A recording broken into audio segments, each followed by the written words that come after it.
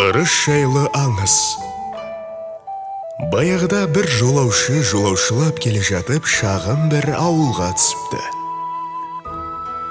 Ауылдың сыйлы кісінің үйіне дәл түскен екен. Ол да жолынан жығылмай қонағын жік жапар болып күтіп алыпты. Түннің бір уағында қонақ иттің ұлығанынан оянып кетіпті. Бұл қонақ жай қонақ емес еді. Жер бетіндегі жан-жануардың тілін меңгерген ғалым адам болатын.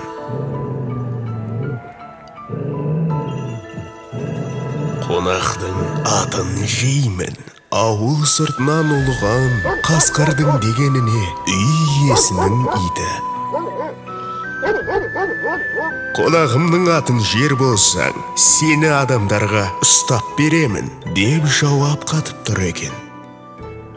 Қасқыр болса, бұл ауылды таң ата жау шабады деп тайып тұрады.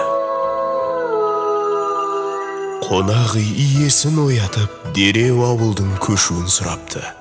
Ауылды көшіріп болған соң, ертесіне ескі жұртқа келсе, көнбей қалып қойған екі үйдің шаңырағы ортасына түсіп жатыр екен. Жаңа қоныста түстеніп отырған қонақ: бұл үйдің ырысы итінде екен ау. Бұйымтай ретінде осы итті сұрармын деп ойлапты. Сол мезетте ит киіз үйдің туырлығын иіскепті.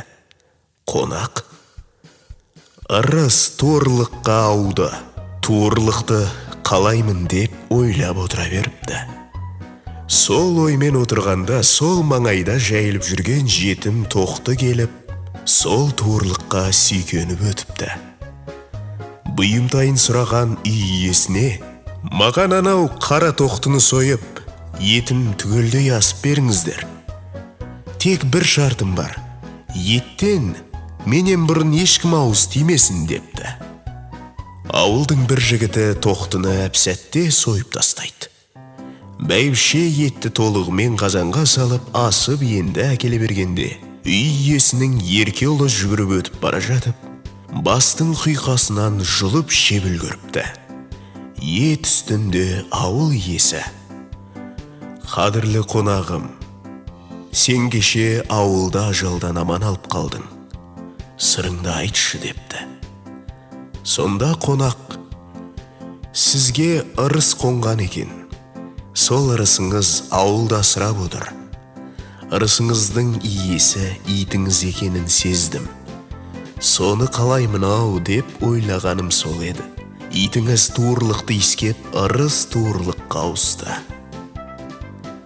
Туырлықты қалайын деп отырғанымда, оған тоқты сүйкенді. Сол тоқтының етін жеп ырысты болайын деп ойлаған едім. Оны мына балаңыз бірінші жеп үлгерді. Ырыс енді осы балада. Құдайдың оң назары түскен пендесі екенсіз, деп сөзін аяқтапты қонақ.